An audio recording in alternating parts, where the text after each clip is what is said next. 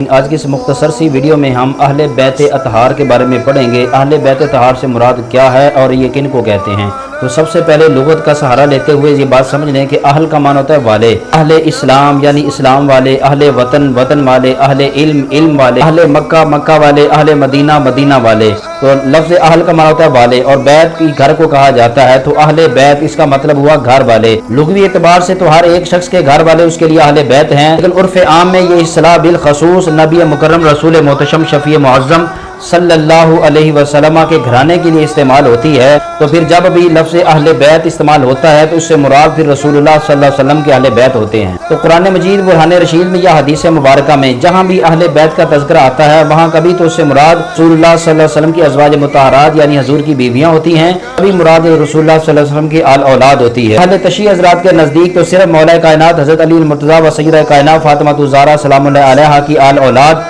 وہی اہل بیت ہیں، لیکن عقیدہ اہل سنت جو قرآن و حدیث کا عقیدہ ہے اس کے مطابق اہل بیت اطہار میں حضور صلی اللہ علیہ وسلم کی ازواج مطہرات یعنی بیویاں اور حضور صلی اللہ علیہ وسلم کی آل اولاد، ان دونوں کو اہل بیت کہا جاتا ہے۔ اہل علم و تحقیق بالخصوص شیخ عبدالحق محدث دہلوی رحمۃ اللہ تعالی علیہ، آپ نے مدارج النبوہ کی جلد نمبر 1 اور صفحہ نمبر 399 سے 400 تک اہل بیت کی اقسام بیان کی ہیں۔ تو آپ بیان کرتے ہیں کہ اہل بیت کی عمومی طور پر 3 اقسام ہیں۔ ان 3 میں سے جو پہلی قسم ہے وہ اہل بیت نسب، دوسری قسم اہل بیت سکونت، تیسری قسم اہل بیت ولادت۔ پہلی قسم جو اہل بیت نسب ہے اس سے مراد رسول اللہ صلی اللہ علیہ وسلم کے باپ دادا یعنی حضرت عبد المطلب کی اولاد حضرت امیر حمزہ، حضرت عباس اور حضرت ابو طالب، اور آگے ان کی وہ اولادیں جو فطرت اسلام پر ہیں، مسلمان ہیں، وہ اہل بیت نسب اس سے مراد ہے۔ اور دوسری قسم ہے اہل بیت سکونت، اور انہیں اہل بیت سکنا بھی کہتے ہیں۔ ان سے مراد حضور صلی اللہ علیہ وسلم کی ازواج مطہرات ہیں، حضور صلی اللہ علیہ وسلم کی بیویاں ہیں جو امہات المومنین ہیں، اور ان میں ام المومنین حضرت خدیجہ الکبریٰ رضی اللہ تعالی عنہا، اور مومن حضرت سودہ بنت زمعہ رضی اللہ تعالی عنہا، پھر حضرت سیدہ عائشہ صدیقہ رضی اللہ تعالی عنہا، حضرت سیدہ حفصہ رضی اللہ تعالی عنہا، حضرت زینب بنت جہش رضی اللہ تعالی عنہا، حضرت ام سلمہ رضی اللہ تعالی عنہا، حضرت زینب بنت خزیمہ رضی اللہ تعالی عنہا، حضرت ام حبیبہ رضی اللہ تعالی عنہا، حضرت جویریہ رضی اللہ تعالی عنہا، حضرت صفیہ رضی اللہ تعالی عنہا، حضرت میمونہ رضی اللہ تعالی عنہا، اور حضرت ماریہ قبطیہ رضی اللہ تعالی عنہا۔ یہ تمام ازواج مطہرات جو امہات المومنین ہیں یہ حضور صلی اللہ علیہ وسلم کی بیویاں ہیں، یہ اہل بیت سکونت یا اہل بیت سکنا میں سے مراد ہے۔ تیسری قسم ہے اہل بیت ولادت، رسول اکرم صلی اللہ علیہ وسلم کی اولاد اور آپ کے نواسے اور نواسیاں ہیں،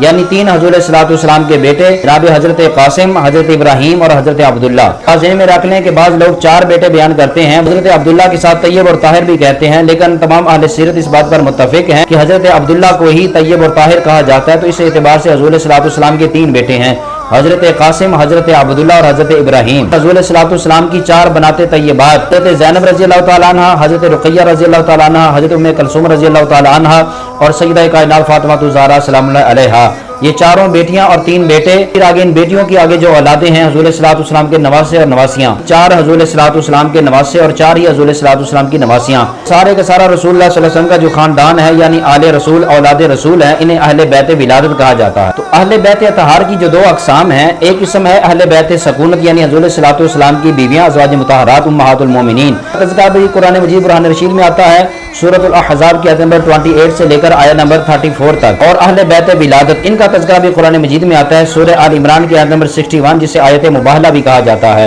رسول اللہ صلی اللہ علیہ وسلم کے اہل بیت میں سے ان دونوں طبقات کا تذکرہ کیٹیگوریکلی قرآن مجید میں بیان کیا گیا ہے۔ یہی عقیدہ اہل سنت ہے کہ جس پر قرآن و حدیث کی نص قطعی ہے کہ رسول اللہ صلی اللہ علیہ وسلم کی تمام ازواج مطہرات اور حضور صلی اللہ علیہ وسلم کی تمام آل اولاد یہ دونوں اہل بیت اطہار میں شمار ہوتی ہیں۔ اور قرین انصاف تو یہ ہے کہ اہل بیت اطہار کی ان دونوں طبقات کے ساتھ محبت، ادب، تعظیم اور تکریم کا تعلق اور رشتہ جوڑنا چاہیے۔ اختتام اس شعر پر کرتے ہیں، کیا بات ہے رضا اس چمنستان کرم کی، کیا بات ہے رضا اس چمنستان کرم کی، فاطمہ ہے کلی جس میں اور حسن و حسین ہے پھول۔